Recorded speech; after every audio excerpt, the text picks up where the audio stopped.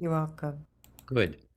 Now let's see if I can get this to work. So this is, I just to say that, that this is Ah, Mehera's birthday, and I keep so messing we're up. going to show a little movie at the beginning of it. She was the beloved of the beloved, and this is her birthday. Baba said, "She is my very breath without which I cannot live." Let's get rid of this.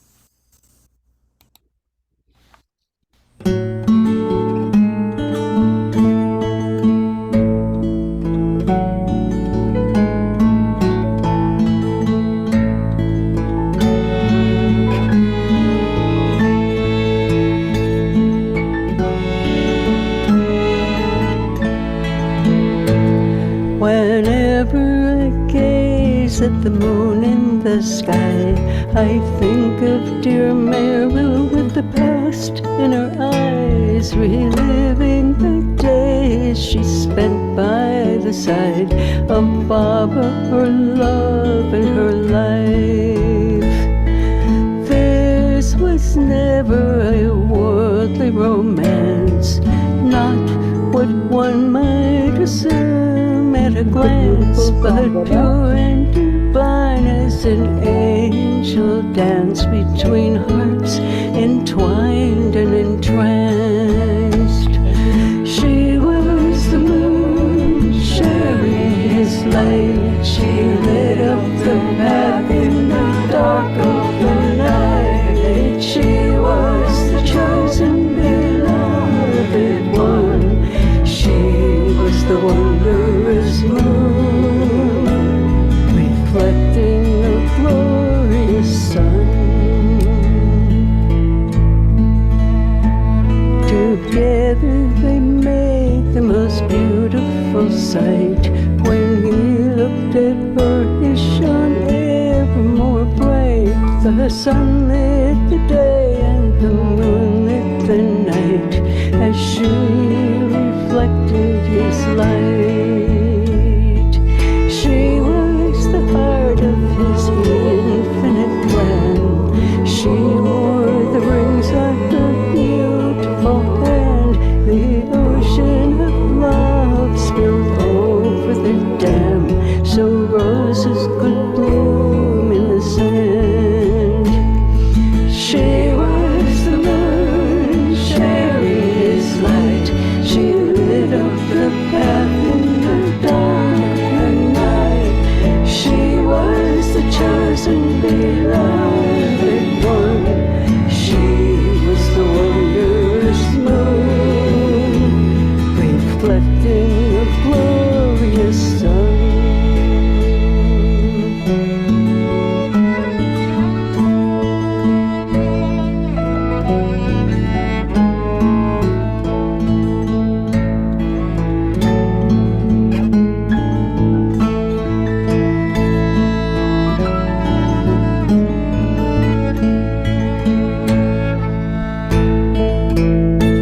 Tonight there will be another full moon. Tomorrow her roses will be in full bloom. The song of their love is a heavenly tune, a gift, a blessing, a boon. To be his beloved, her God-given role, the sweetest love story that's ever been told. To please her beloved, the only goal of the one with the moon in her soul. She was the moon sharing his light. She lit up the path in the dark of the night. She was the chosen beloved one. She was the wondrous moon, reflecting a glorious sun. She was the wondrous moon,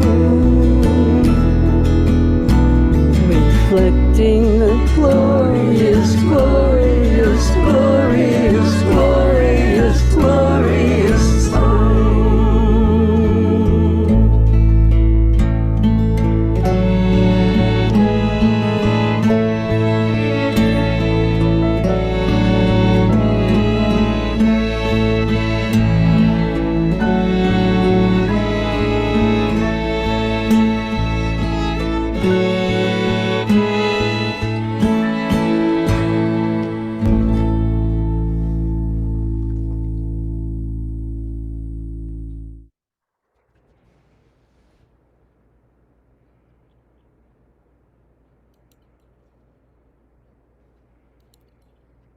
Thank you, Ruthie, for that. Beautiful. Stop sharing. Yeah. So, I guess, can we maybe read the email?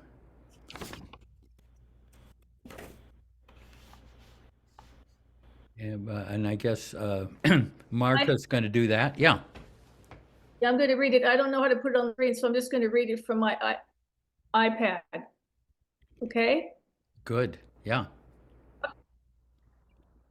This Sunday is his 117th anniversary of Mehera's birth, Baba's beloved, who he referred to as the purest soul in the universe. Of her, he has said, "She is my very breath, without which I cannot live. Mehera and I are one. Mehera loves me as I should be loved." With all this praise from Baba, in meeting her, one felt a total absence of self-importance in her eyes. Baba was all important, the one she lived for day and night. From her early teenage years until she passed on 82 years later, in 1989. For those who met her and spent time with her, she radiated a love that very few of us have ever experienced. A love so heavenly and yet so very personal. Anyone in her presence witnessed her all-loving eyes full of her one-pointed attention and grace. There was no one like her. Some of Baba's followers and close ones think that this was her last life in creation. That in passing, she joined the Baba forever, and there are others who think of her as his eternal counterpart, that she is with him each time he comes, as she had once disclosed to one of Baba's Western women. In this latter view of Mehera, this would mean that, among others, she had been Mary Magdalene in the time of Jesus, Sita in the time of Lord Ram, and Radha in the time of Krishna. However one thinks of her, she is the embodiment of the highest love for Baba, ever encouraging us to lay down our lives and all our love at Baba's feet, as she had done. She is the living inspiration of what it means to love our beloved. Now on her birthday, we invite anyone to share any experiences that they've had of her, either when physically with her or since her passing. What was it like being with her? What are some of the exchanges? Are there any stories from her life that have really touched you deeply? How has Mehera's life and loving example impacted your life in Baba? In 1967 at Meherazad, Francis Brabazon, one of the resident Mandali, wrote this in a poem which was read out to Mehera and Baba by one of the women Mandali. I sing of you, Mehera, beloved of the beloved of all mankind. Before he began the creation, the beloved created you to mirror to him his love, so that he would know it ever anew. Francis ends with these words: the beloved, because of a whim, caused the whole creation to be. In a one-word poem, he contained it. You are its melody. I sing of you, Mehera, beloved of the beloved of all mankind. Deva. Thank you. Thank you. Anybody ready to venture out?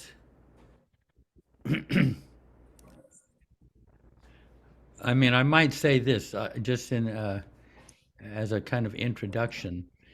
When many of us went to India in the early 70s, we really didn't know much about Mehera. I mean, there were no movies of Mehera, there was no book.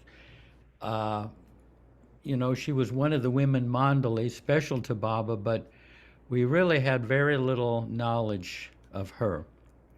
And I didn't.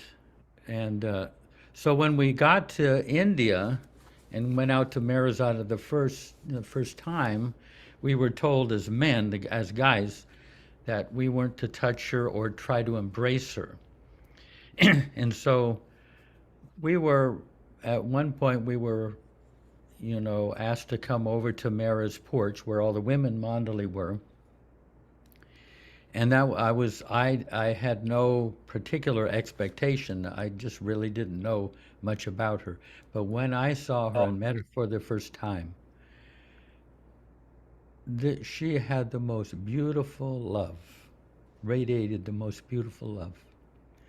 And was all the more beautiful because it really seemed to me that she didn't realize how beautiful her love was. She was just there, and, Baba said she was the purest soul in the universe, and there was just such pure intention and care. She really encouraged us to love Baba all the more. She wasn't inviting anything to herself. And in fact,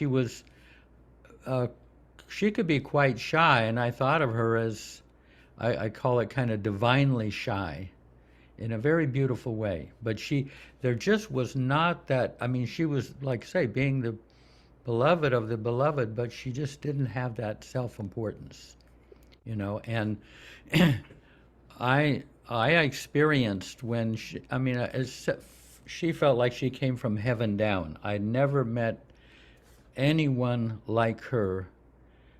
The rest of us are coming from the muck up. I even think of Erich as coming from the muck up, but I felt like Mehera came from heaven down. And I found actually when she would glance at me, sometimes my whole body would glow. Her eyes, I'd never seen eyes like hers. Most of us kind of see things in part, partially. But with her, she saw, this is my experience, she saw things in their wholeness.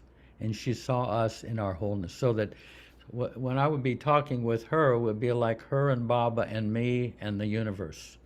Everything else would kind of disappear. But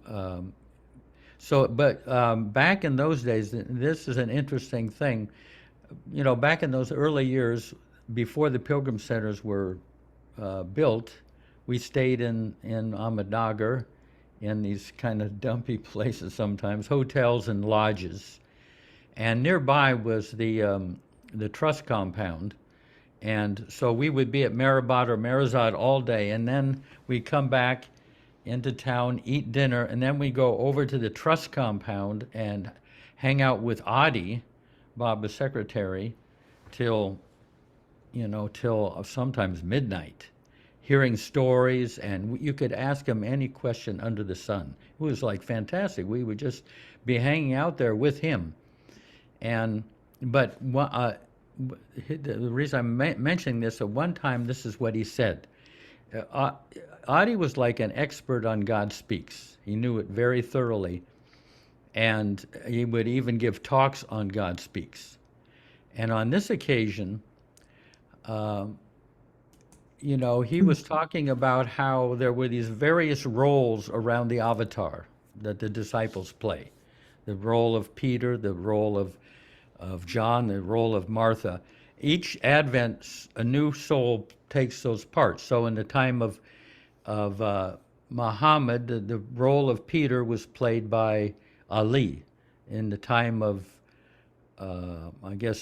Buddha, it was Ananda was the one that played that role. And in the time of course, Baba, Erich played the role of Peter.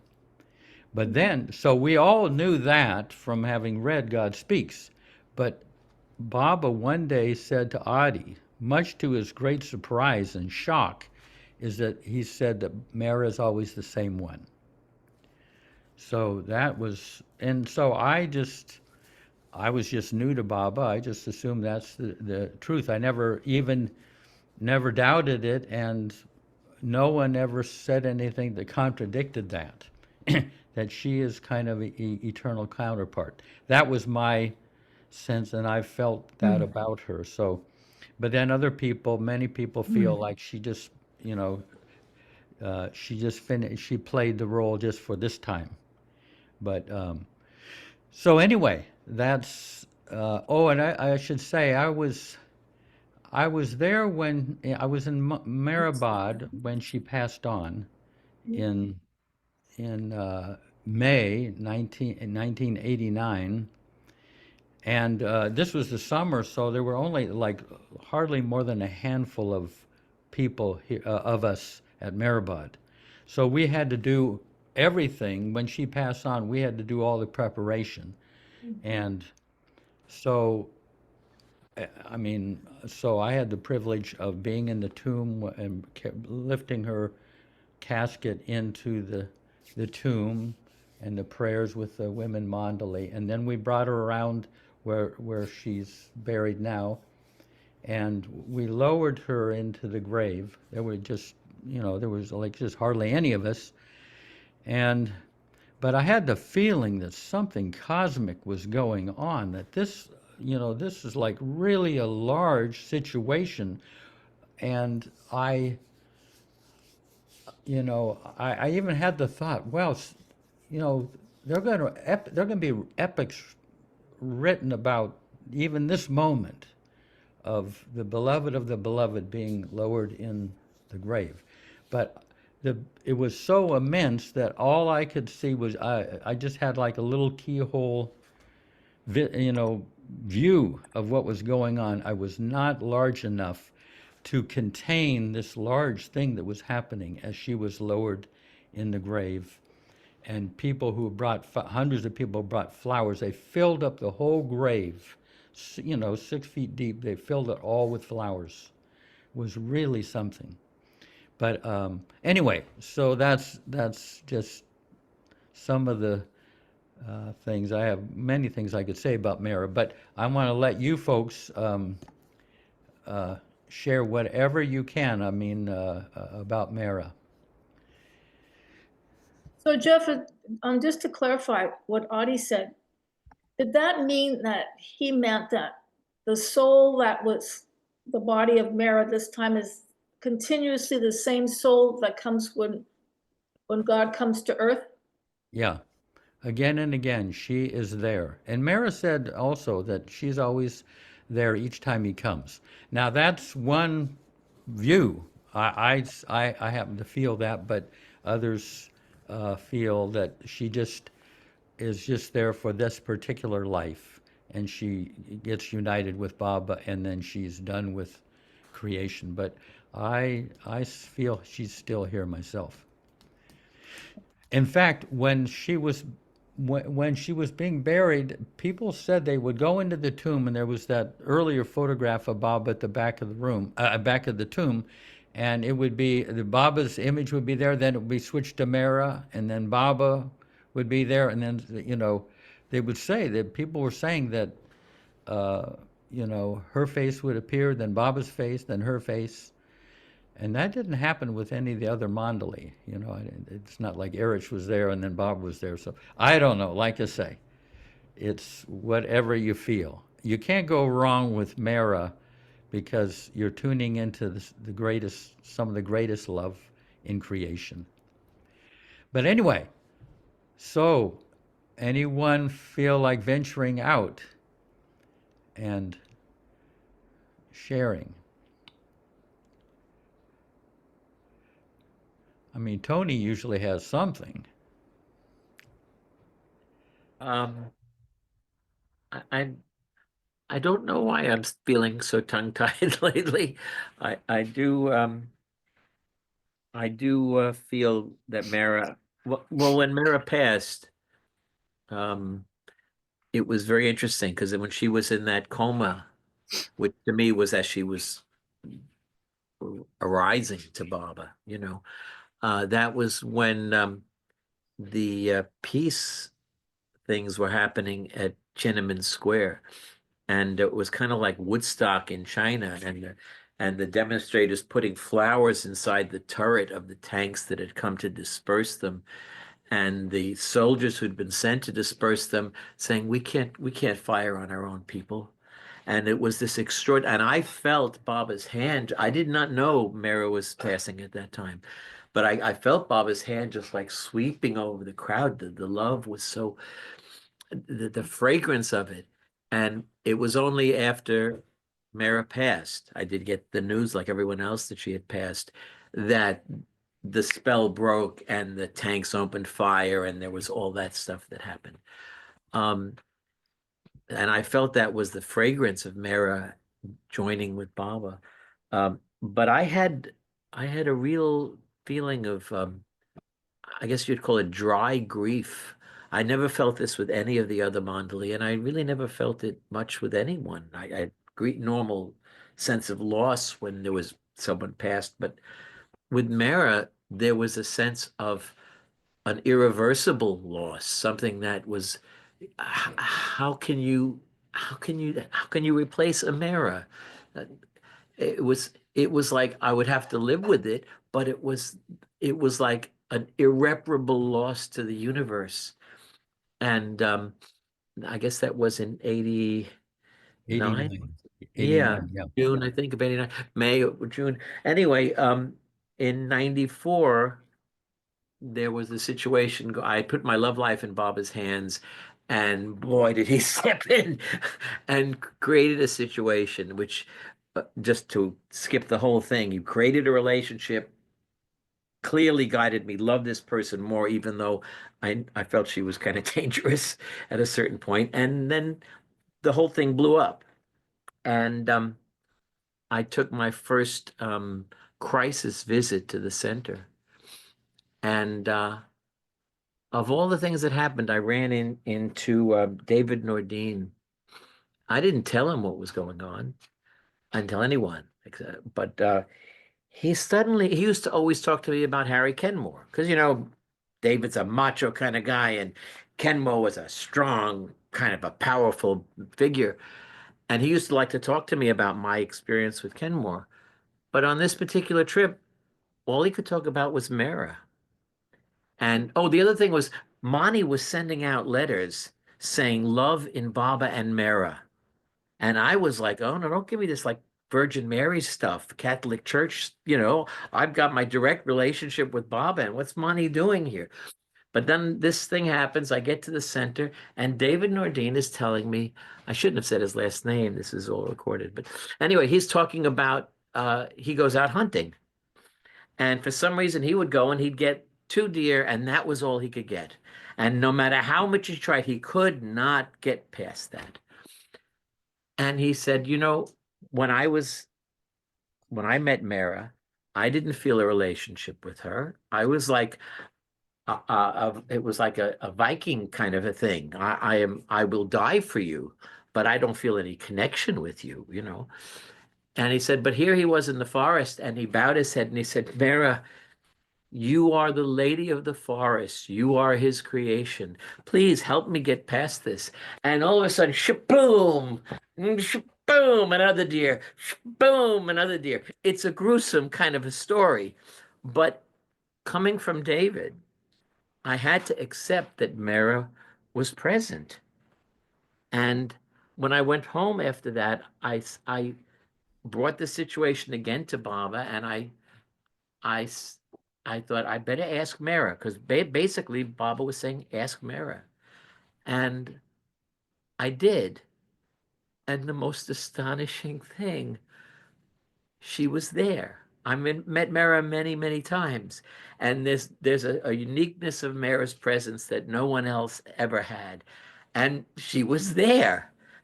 And even kind of gave me advice. I mean, not so much in words, but I sent this woman 24 roses at her, and even specifically said, send it to her job, not to her home. And the relationship had a little bit of an extra life to it. And then it wasn't meant to last. It was meant to prepare me for meeting Zeke 4 years later. But what I had, though, then is I had Mehera back.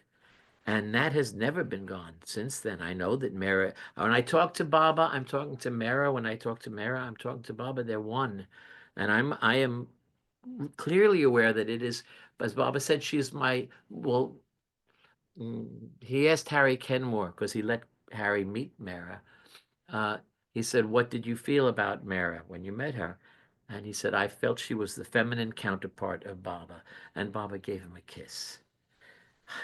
And that's what I felt, that Mehera feel. Baba and Mehera are one. They're two facets for our eyes, our experience of the one divine beloved. And I feel very grateful about that. Only thing troubling me right now about talking about Mehera is I was very sensitive to things that she was sensitive to, about Baba's picture and art, say if Baba's picture, a bunch of things. But for years I've had an issue with, what do I do with all these Baba pictures that keep coming in the mail? And it's almost, I want to read these things from the trust, but I don't want to throw away Baba's picture. And it finally dawned on me last week. I never use the shredder. I hardly ever. I have a shredder, but I started using it for financial stuff, your stuff that you want to completely. And I thought, well, this would be like cremation, kind of. I can put Baba's picture in the shredder, shoom, and all those things. I took this whole pile and I put them through, and I've been feeling not right since then. And day before yesterday, I happened to read on Baba Lovers on Facebook a discussion about how to dispose of Baba's picture and how Mehera would not be pleased by certain things. And someone, wherever they got it from, said, like, she wouldn't be pleased with putting them through a shredder. So I'm feeling like really, and I have Mehera right in front of me here when I'm at this, on the chats, right on this desk in front of me. I feel really bad about having done that. I don't know what quite to do about it, but I think that's why I have not been sharing so much in the chats lately. It's like I feel bad. Like I wish I could unshred them, and now I still don't know what to do with all these things that come in. But to displease Mehera, I felt it displeased Mehera, or at least in my mind. So that's my share. Yeah, Baba said, and what we have to do here at the center is to burn the photographs. Or what I do is I collect them and I take them down to the art tent during youth harvest, and they use them for collages and that. But yeah, we have a box where we get, the center gets so many pictures of Bob and everything, and they're put there and then they're burned, but burned with mindfulness, It's kind of not safe really here. There's no place where I could do that safely. Yeah, that's right. You'll Yeah. have to bring them in a suitcase when you come to the center. Or I could just, have an automatic postal thing to send Yeah. them down to the center, Yeah. Ron, Good. want to share, Ron? Oh, yeah. نه صداش بلند نمیشه. Nasreen? Oh, she got it. Yeah. Okay. Yeah, Ron. Okay, so Tony reminds me of something that really did impress me. I wasn't thinking of anything particular, but when you mentioned Mehera's sensitivity to everything that had Baba's image or anything, his name on a piece of paper or a shirt. Hey, Nasreen. I muted her. I muted her. Okay. Keep going, Ronnie. Yeah. Yeah.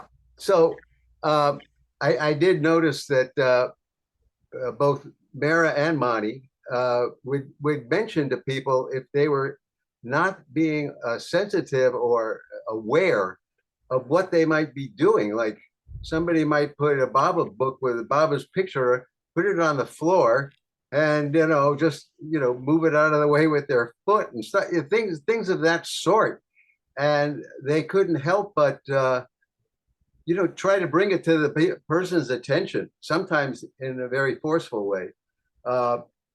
And this impressed me, and I know that's part of that's part of my own uh,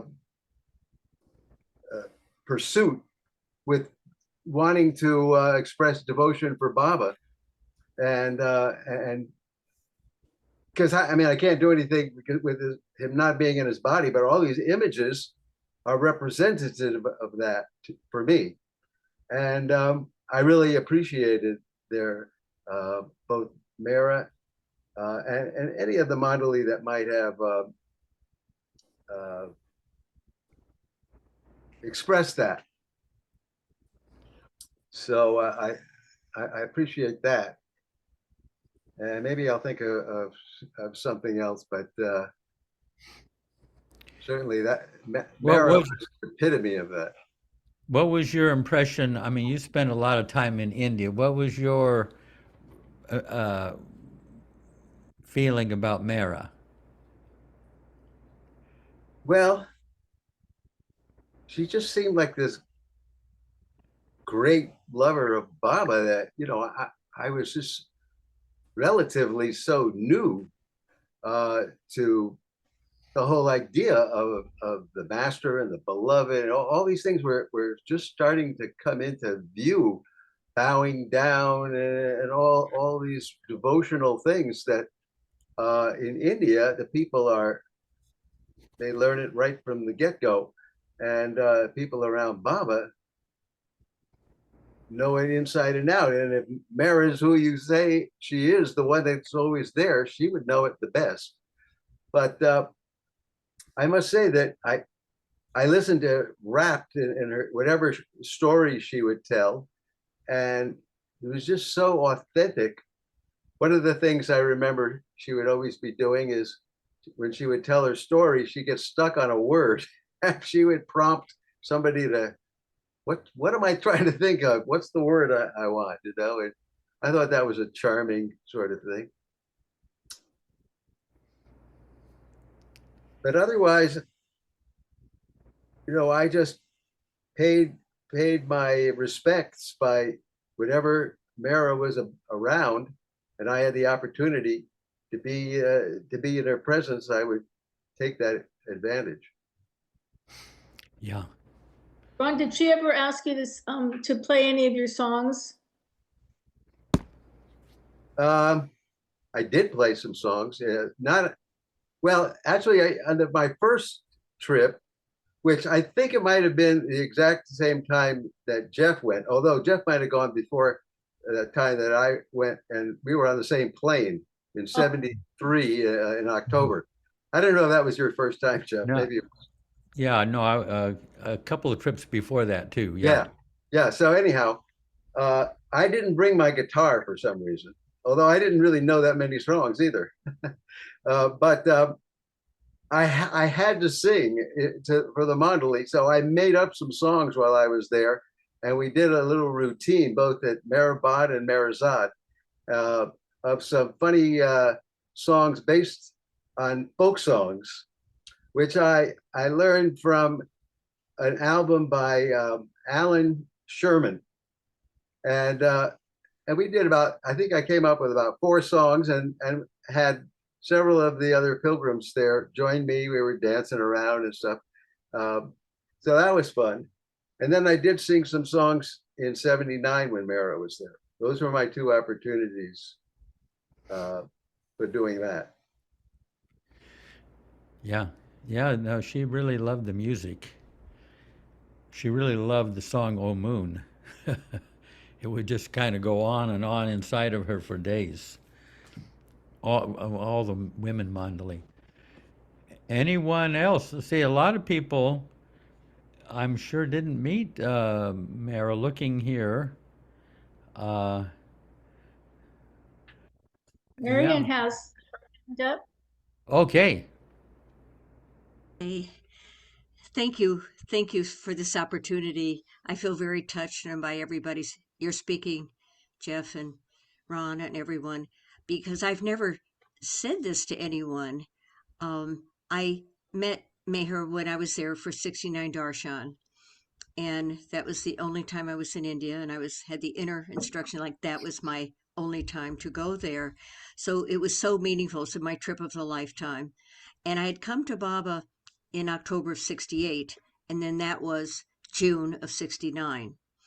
And so I, got to meet Mayor with the other women. We'd get together in one room with her several times and have conversation with her. And she would, because she was so soft, it's so beautiful. And there was that sense of aura about her. And so that if she gently put her arm around or took my hand or something, it was just so filled with love. And then when we had Darshan and Baba's chair was there with the photograph, we all went up to the chair, one by one. And it was Mani out on at Guru Prasad out on the veranda where we go out after bowing to Baba or whatever we wanted to do to meet Baba. Everybody would burst into tears and cry and weep.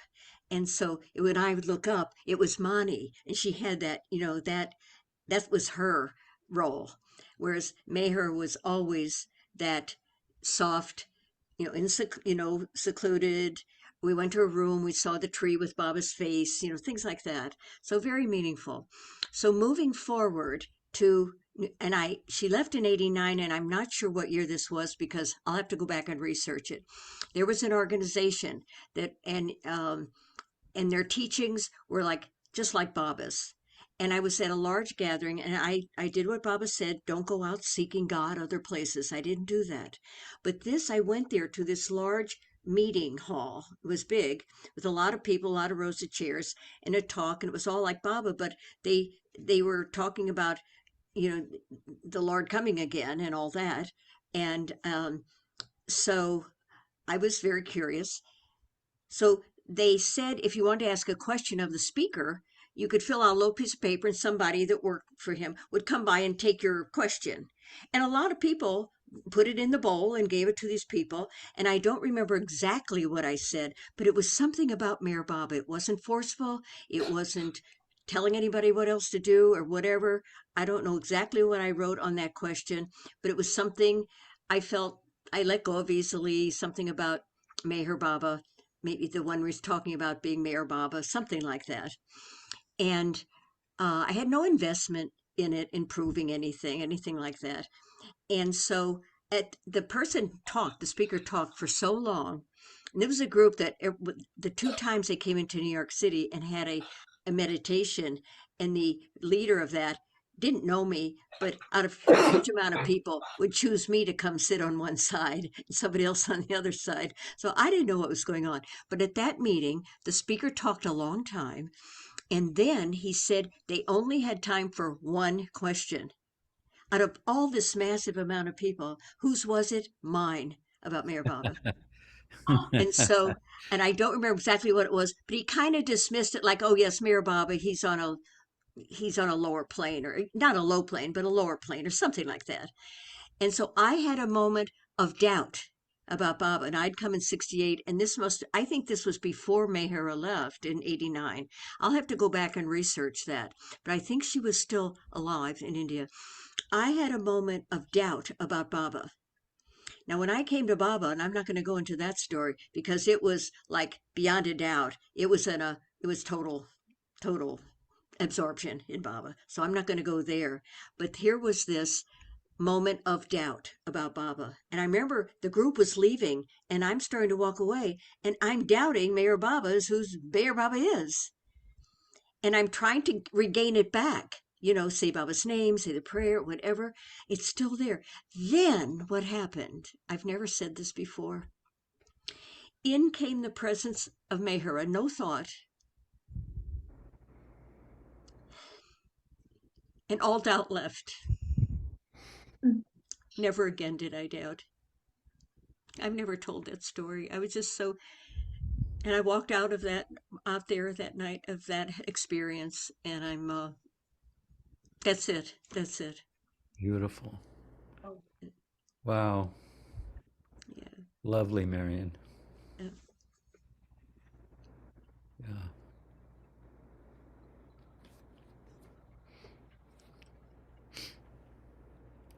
Now, Tony? Yes. I really wasn't prepared before, and I was just answering my take on that, who Mehera is. but I do have a bunch of little Mehera things to share. I mean, like one time she's bringing this picture of Baba and showing it to everyone, and it's Baba kind of leaning back like that, and his foot is right in the camera, and it's really big in the picture, and I looked, and she was so in love with this picture, and I looked up at her, and something flashed from her eyes into me, and just blanked out my mind. It was like a flash of light and love. Um, and she just smiled and went on to the next person. Um, also, men couldn't, if we got prasad, you had to kind of put your hands out like that, and she'd drop it in. And when she dropped it in, it was kind of like boop, and you could feel the ripples of it from that. I got to sing for Mehera so many times, and one time songs that I'd written, and one time I sang. Well, one was it ended with a thing about Baba's eyes, and she had asked me to sing this again, and she said, "Sing that one you sang the other day," and I said, "Which one?" And she went, "His eyes." Um, Another time, one of Francis Brabazon's, "I would never have troubled about love. If love had not troubled me, I would never be on this raft. If I had not been chucked into the sea, not been." And she really enjoyed it. And after, she's talking about it with whoever was on the porch. And then she looked at me and she said, "But you didn't write the words, did you?" And she had I said, no, it's Francis, because she had clearly picked out the level of experience with Baba I had not reached yet. Yeah. Um, Another time singing with her on the porch, and there were so many people around, and I was on on a stool, and it was a nice highish stool, and if you're performing, you want to have scope so that the music is extending to everyone who's there. But when I was finished, someone else was going to sing, and so I just crouched down on the floor. And I think it was Arsenia was going to read or sing something at that point. But she said, she saw I was crouched down like that, and she said to one of the women, Western women, "Get a stool for Tony." And they were getting a stool, but it was a pretty high stool, and I did not want to be in a prominent position now that I wasn't performing. And she picked that up, and she said to this woman, "No, not that one, that one." So I could be comfortable but not dominating the stage. Um, Another time, I would, J Baba Mehera, as we're leaving the porch, and she'd look and she'd go, "J Baba," and she's got so many people around her. But I'd walk a little bit, and I'd turn around again, and from a bit of a distance, I'd go, "J Baba." She'd stop and do J Baba. I got all the way. This happened 3 or 4 times till I got all the way to the blue bus, where you could hardly even see the porch. But I saw Mehera, and I went, "J Baba." She turned around and again went, "J Baba." Responded. It was like Baba in the elevator in the Don Stevens story. Um, so it was precious being around Mehera. And one time, the women were coming. The society was making a dinner for the women and to honor Mehera at Vilu Villa, and I had written a Mehera lyric to the Isle of Capri, and had the chance to sing this with the whole group singing it about Mehera's love for Baba, and so yeah, it's a gift. And when I realized who Mehera is, which is well after she had left the body, it was. I thought it's a good thing I didn't know this at the time, because it really would have my mind would have gotten in the way. But it really was, in a sense, being with Baba, being with Mehera. Yeah. Beautiful. Yeah. What you're saying there reminded me.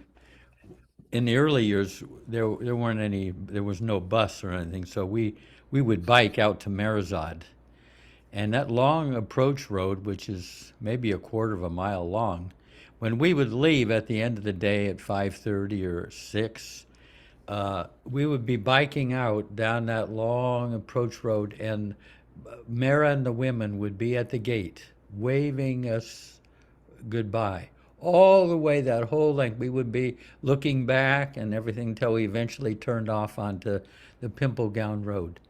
I mean, who does that? We don't do, I mean, they would all be there waving us goodbye until you could look way back and just see their little hands waving goodbye. They did that month after month. Anyone else?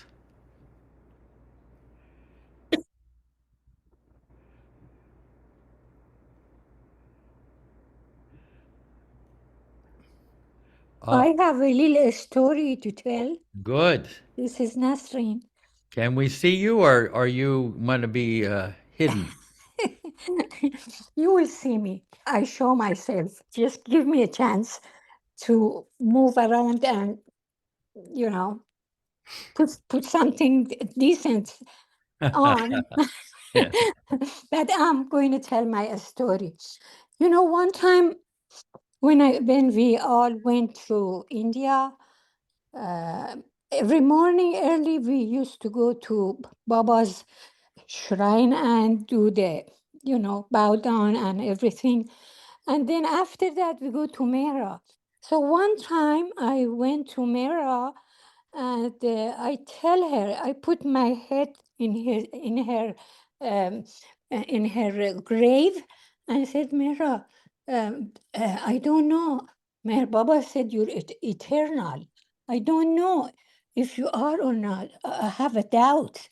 But all of the sudden, somebody, that day we wanted to go to Merazat. When we went to Merazat, um, a lady that was in charge, I forgot her name, Casey, yeah, and then she came to me. She didn't know me. I don't know how she came to me and hold my hand and took me to Mera's bed and said, early in the morning, I saw your image, your face in Mera's eyes. This was when I went to Mera's shrine and I had the doubt that, is Mehera eternal or not? Then when we went to Merazat, Casey came and took me to Mehera's bed, area, and said, when you were talking to Mehera, early in the morning, around 7 o'clock, I saw your image in Mehera's eyes.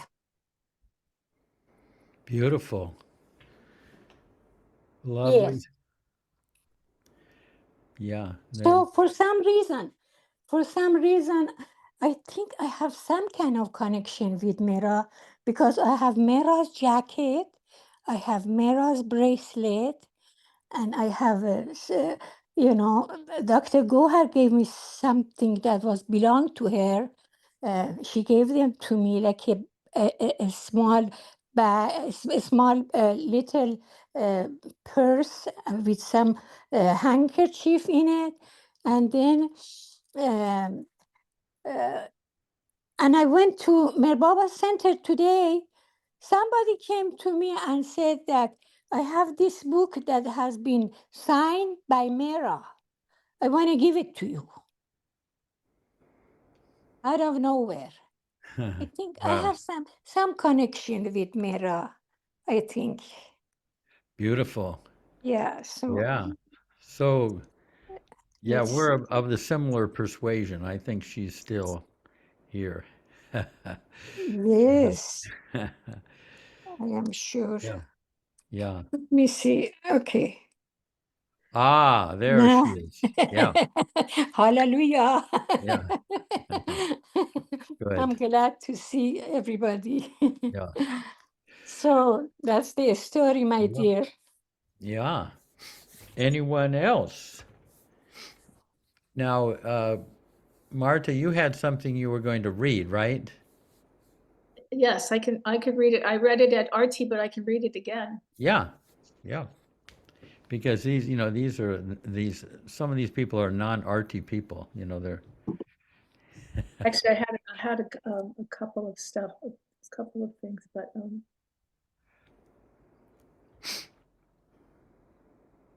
I'm sorry, I didn't have that one. I'll have to find that one again, but I do have this one, this little short one from Mehera Mehera from the beginning of volume 1. One morning at Upper Mehrabad in the kitchen, I was standing in the corner near Baba. I'd given him something. I looked at him to see what he was doing. I saw him seated quietly. Baba looked so dear and beautiful to me. His smooth cheeks looked so lovely after shaving, so smooth and silky. I came near. I didn't know how to embrace him. I felt so much love that I put my cheek on Baba's cheek and pressed my cheek against his for quite a few seconds. Baba just sat there. I looked up in his eyes. He looked straight at me with such a tender, loving look in his eyes. There was a very sweet and tender expression in his eyes. It was so beautiful. Sometimes when you felt that way, you wanted to kiss and embrace Baba. I still remember that. It has remained in my mind all this time. Beautiful. Wow. Isn't that sweet? Yeah. So sweet.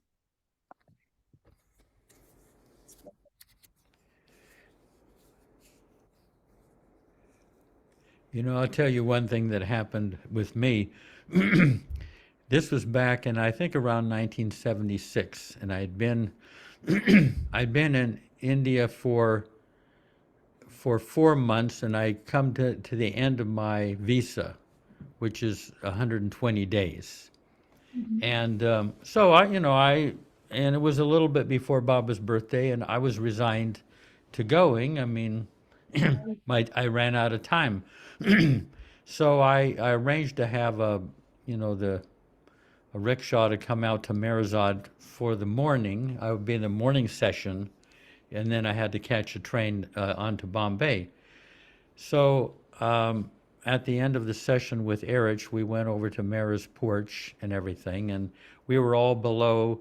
A lot of us were below and saying goodbye to her, and I was saying, I was kind of, I was kind of resigned to going. I mean, what can you do? Your visa's over. You got to go. So I'm there below, and Mehera looks down at me, and she says, "Jeff, you're not ready to go." And she turns to this photograph of Baba that was on the porch, and she says something to the photograph, and then then everybody was dismissed and everything. And this buddy of mine, Dennis McCabe, he puts his arm around me and says, "Wow, you're going to get to stay for Baba's birthday. Baba never refuses Mehera." And I said, "Oh, thanks, but no, thanks, but it's not going to happen." So while everybody got to stay at Meherazad, I got in my rickshaw and headed all the way back into town. I was staying at a place called Mayor Colony, and I'm just kind of gathering up my suitcase and things to take the train. And this guy comes out of one of the rooms, and a guy named Scott O'Neill, and he says, he says, "Jeff, it's too bad you just have to leave, after all this time, and you're leaving just before Baba's birthday." But then he pulls out this paper, and it's a note from Adi Kairani saying that my reservations have all been changed. Everything, and I can stay for another 4 days. I'm thinking, what? No one consulted me on this. It's like impossible. I can't stay any longer. I'm going to get caught at the airport and everything for overstaying my visa. Everything, my entire itinerary was changed. And so I got to stay for Baba's birthday, and I was in this play and everything. And after, that, I said, okay, Baba, you did that for me through Mehera. I'm willing to go in good faith and with grace. I will go. And I went to Bombay and everything. Somehow they didn't look at the fact that I'd overstayed my visa. I came all the way back to Myrtle Beach. But who would change? What if I had someone to meet? What if I had some timing with, reason for coming back on a day? But it was all changed, my entire itinerary. And that was just out of her love. It really helped my heart because I was there for 4 months, and I was in grief having to go. But like I say, I was resigned to it. But she spotted that in me. Yeah. Yeah. I'll tell you this one thing. And then maybe we can come bring it to a close. Over the years, one of my practices was to visualize Baba within. Not Baba as a photograph, but Baba alive and moving, and before my heart. And that was just my practice. And so, the time just before, just after the first time you could come back to Mehrabad after the pandemic, I got on the. Well, maybe I'll back up a little bit. I may have told. I think I've told this before, but 3 weeks before I went to India on this trip, I had this dream, but it was like a vision in which I found myself in some inner space with Mehera. I was standing off to the side, and Mehera had her back to me, sitting on this bench looking at like a photo album, and she was very enthusiastic. She was going through this thing, and so she waved me over. So I came over, and I came around the front of the bench, and this bench is so narrow that there is there's only about, she indicates for me to sit down. I sit down, I'm only like an inch away from Mehera.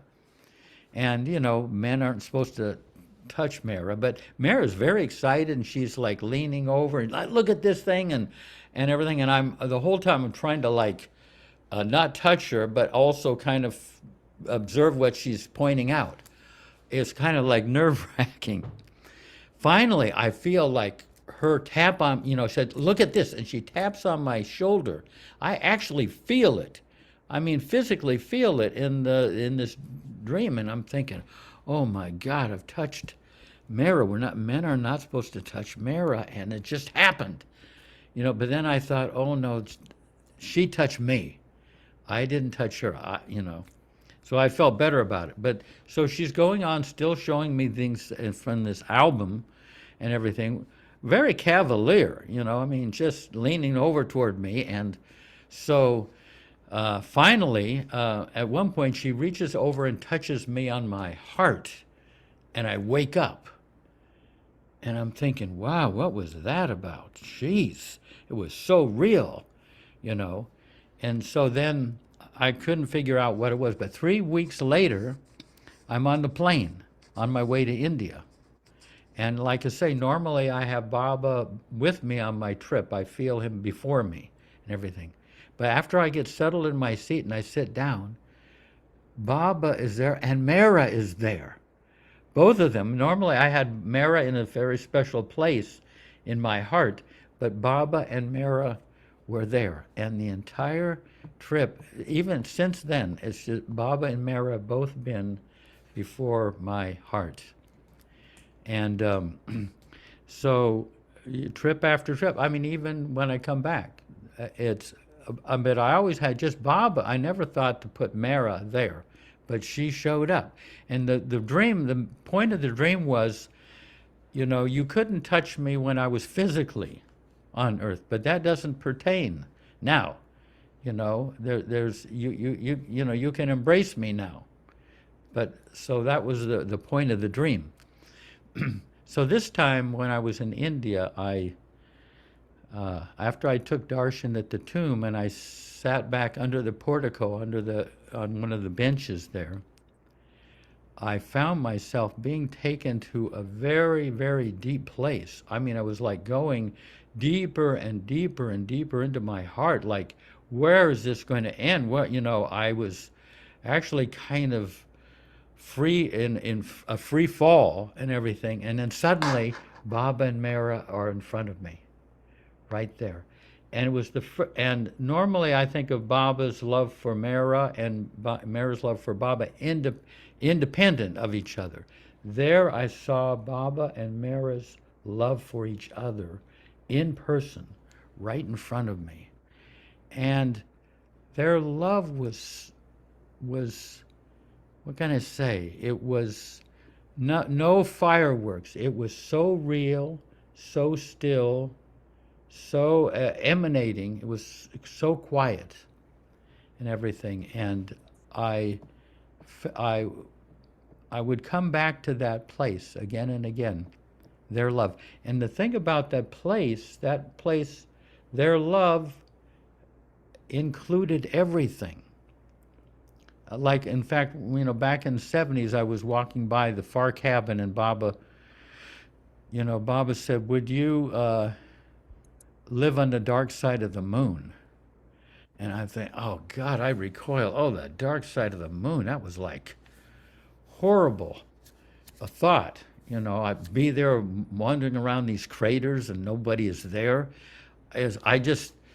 But after that experience of Baba this last time, Baba and Mehera this last time at the tomb, I know that Baba and Mehera are everywhere in creation, even the farthest, remotest place in creation. Baba and Mehera's love is there, but also they are there in person. So what a vast difference from when I, back in the 70s, walking by the far cabin, and what this brought home to me, that their love is always there. They're, in any moment, in any place. So anyway, that was my so. Hey, well, it looks like we got Hunter there. We're talking about Mehera. Anything. I mean, you didn't meet Mehera, but anything that comes to mind, don't feel at all pressured or anything. I could share two small things that were really important in my relationship to Mehera, even though I didn't get to meet her in the body. When I had the opportunity a few years ago to travel to France, where many people believe Mary Magdalene lived the last 30 years of her life, that she traveled there from Alexandria and spent her life communing with her beloved at the top of a mountain as a hermit. And when I was there, and this was, I had only been with Baba, I had only said yes to Baba about 3 years before. But when I was there, as I was in Mary Magdalene's crypt, where they keep her skull, I began to think of Mehera.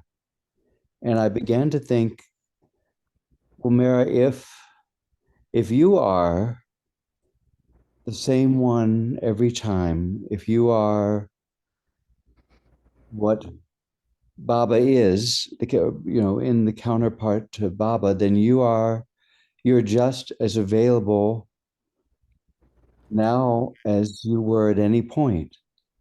And I was kneeling in the crypt there and praying, and my mind went to Mehera, and I called to her. And I said, Mehera, if you are what Baba is, then you hear me, and you're real, and you're available. And I felt her there. I felt her presence the same as I felt at the Samadhi, that at her tomb, I felt her presence come to me, as if she were a living person, which of course she is, surrounding me completely. And I've had other moments where, going back to the samadhi, the presence was the exact same one as the one that I felt there in Mary Magdalene's tomb. And as much as I could claim to get some sense of Baba's presence and Baba's guidance, I feel hers. The other piece I would share, which is just a small thing, is as a former Orthodox monk of 12 years, and having grown up within a Christian background, and having used ideas like purity against myself a great deal growing up in a Christian setting. Hearing that Mehera was the purest soul in the universe was a really easy thing for me to hold against myself and turn into another way to shame or judge or drive myself into some kind of moral perfection or goodness. And when I was in Meherabad and I was there at the tomb and I was sitting there in front of mirrors, I said, how do I understand this so I don't use it against myself? How it doesn't become one more moral standard of perfection that I could never live up to and can only hurt myself with. And the answer was simple. What came to me there was just focus on him. Just focus on him. And in my mind's eye, I saw all the images I had ever seen of Mehera when her picture was taken, and she was looking at nothing else but Baba. And what came to me was that her purity had nothing to do with being free of dirt, free of human qualities, free of suffering, free of all the things that come with being human. It had to come that in the midst of all that, she put her attention on one thing and one thing, which was Baba.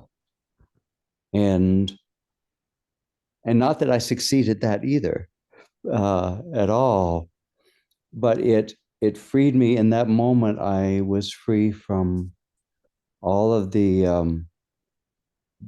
old moral impressions around what purity means and the sense that I had to live up to something.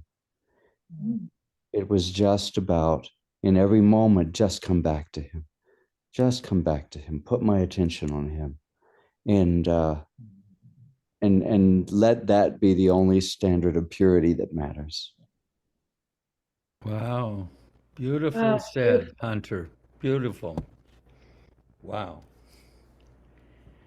Yeah, and Baba had said that Mehera had been Mary Magdalene, not Mary, the mother of Jesus, but Mary Magdalene. Yeah. Before we close, can I just share this picture? Yeah. And Oh, I yeah. happened to read in Monty's book that when they were having tea, I believe it was when Coates, she asked for him to take a picture of them at that moment. So they even sort of posed for this one. Yeah. It's so Beautiful. beautiful. So beautiful. I was so amazed at actually how physically beautiful Mara was. I mean, the love and everything, but also truly beautiful. And we saw her, she must have been Yeah.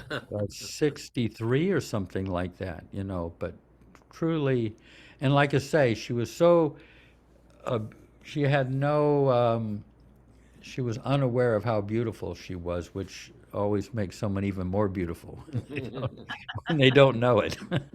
Really, I mean, she wasn't thinking, Oh. or, yeah. Hey, I'll end with one story that, um, unless anybody wants to break in here. This was a valuable thing. Sometimes a mandali would say things that be like little small remarks, but they would turn out to be life changing. because a lot of what they were saying was coming right from, from Baba within them and all that. So this was back in the mid 70s. And at the end of the day at Merazad, Mehera was on the porch, and there were just this lady, Western lady, and me saying goodbye to her. And she was standing on the porch, and we were down below. And this woman is going back. She's come to the end of her pilgrimage, so she's going back, to the west, and I'm just going back to Mehrabad. And Mara's telling her, take Baba with you, always call on him, say his name. She's talking like that. And then at one point she says, sometimes we feel very depressed and empty, but we know Baba wants us to be cheerful, so we make efforts to be cheerful. Now inside, I'm young. I said, she says she's feels sometimes empty and depressed, and I'm thinking, this is the beloved of the beloved. She's been next to the source of all love for her entire life. If she hasn't if she hasn't kind of developed this joyous presence and loving presence of Baba in her hearts all the time, then love must be something different from what I thought. That's what that came to me. Wow, love must be something different, because see, what my own experience is, if I wasn't feeling Baba, if I say I'm feeling Baba in the morning, I'm feeling him really strong, and then in the afternoon I'm not feeling him anymore. I'm thinking, what did I do? I did something wrong. How can I get this back? I'd be desperate, And so after she said that, with all of her love, I'm thinking, I never felt bad about how I feel. If I feel empty or, in a low mood, because love is on a different track. That's on the lower track, and love is on a different track. And that was a turning point for me, because, and I realized, to give a metaphor, I realized that our moods are like the seasons, and we want to be in springtime. Everything is nice and things are coming out and the weather's changing. But then spring has to give way to summer, where it gets hot and, baking and things die off and the spring flowers die. But then that gives way to the fall, where it's kind of fresh and invigorating and kind of a new lease on things. And then we move into winter and everything dies back. And that's the cycle of moods. You can't keep moods in spring. This is what I felt in that moment. I can't keep my moods in springtime with Baba. I have to let the moods run through their cycle. But Baba's love is beyond the seasons. That was the thing. That simple word that she gave, really enabled me to kind of bear a lot of the unhappiness and ups and downs, and know that that's really on a different track. It's not. It doesn't impair my experience knowing of Baba, and Baba did say one time when Arnavas said to complain that she wasn't feeling Baba, and Baba said, "I didn't say to feel me. I said to love me." So that's it. That's kind of, she kind of conveyed that very simply. Jeff, can I read this? Yeah, go ahead, and then we'll maybe have a few moments of silence. This is Mehera's own words. Baba was very beautiful. In every way, he was beautiful. To look at, Baba was beautiful. His eyes were beautiful. His legs were so strong and slender, and his voice was beautiful. His hair was soft and shining and beautiful, and his skin was so fair and beautiful. Everything about Baba was beautiful, and his love for us all was beautiful. His keeping silence, his undergoing all the austerities, ruining his health with fasts and accidents, is doing his universal work, is taking the burden of suffering on himself for the sake of each one of us, was beautiful. And now it is time for us to return his love. You must keep loving Baba more and more and make Baba happy with your love by remembering him always. Think of him and say his name, and he will always help you. You love him because he loves you. But be happy in his love. Know that Baba is with you and know that he loves you. And so be happy. He is the God man. And to be loved by the God man is so beautiful. How very fortunate we are. Beautiful, beautiful, beautiful. Let's have a few moments of silence.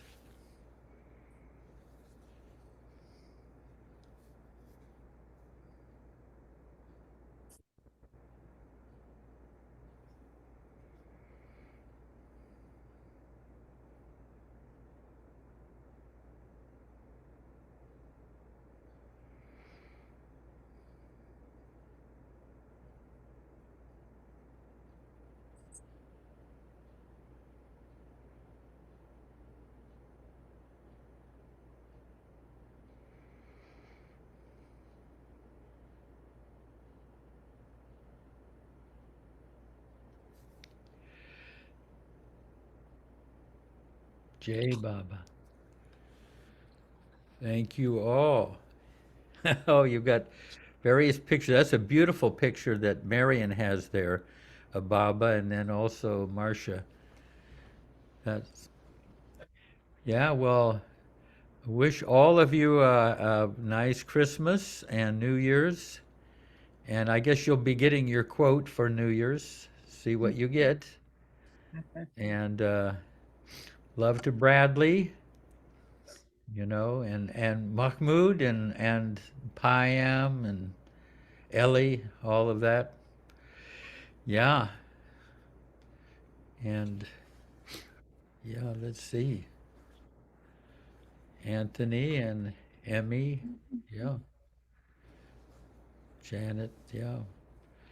So, any last comments? Anything that comes to mind? Any small change rattling around your pockets?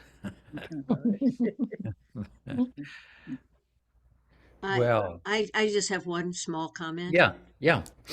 Listen for those reindeer on your roof. Thank you, Marion. Yeah.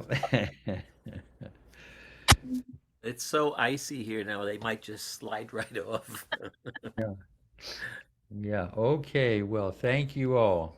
Thank you, Jeff. Much Jai love. Baba. Thank Jai Thank Baba. you, you. Jeff. Thank you, Yeah. Jeff. Jai Oh, wait, just a Baba. second. Oh, wait, we got to get Nasreen. Nasreen. Oh, my Ready? God. We can't leave until, yeah. Thank you. Avatar Meher Baba Kije. Beloved Avatar Meher Baba Kije. Avatar Meher Baba Kije. Jai Baba. Thank Now I you. can, Thank you. now Thank I you. can sleep soundly. Yes, please do that. Jai Baba. Much Jai Baba. love. Much love to you. Yeah.